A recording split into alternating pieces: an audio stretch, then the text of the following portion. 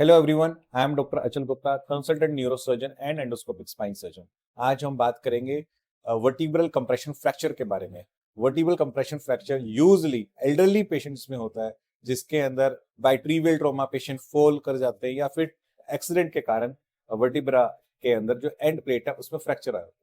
सो अगर इस तरह से अगर होता है तो पेशेंट को बहुत सीवियर पेन होता है।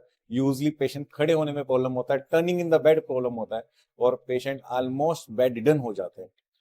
सबसे पहले हम क्या करते हैं, कुछ पेन किलर मेडिसिन देते हैं, मसल रिलैक्सेंट देते हैं एंड एडवाइस करते हैं कंप्लीट बेड रेस्ट के लिए।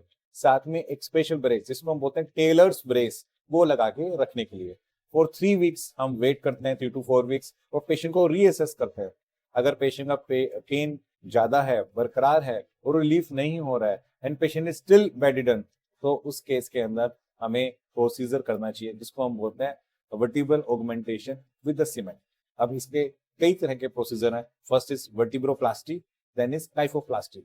वर्टिब्रोप्लास्टी में हम क्या करते हैं, सिर्फ और सिर्फ हम पेडिकल्स को कैनुलेट करते हैं जमशेदी निडल से, और उसके थ्रू हम एक स्पेशलाइज्ड मेडिकल सीमेंट हम बोन में डाल देते हैं। इसका फायदा क्या होता है, जो फ्रैक्चर्ड फ्रैगमेंट्स होते हैं वहां तक सीमेंट पहुंचती है, उसको स्ट्रेंथ देती है और वापिस से उसको हीलिंग, फाइब्रोसिस होने के कारण फर्दर श्रिंकेज नहीं होने देती।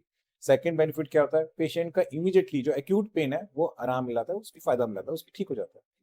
सेम किसी किसी पेशेंट्स में क्या होता है, ये जो कंप्रेशन है वो ज्यादा हो जाता है जिसके कारण हमें उसको उठाना पड़ेगा।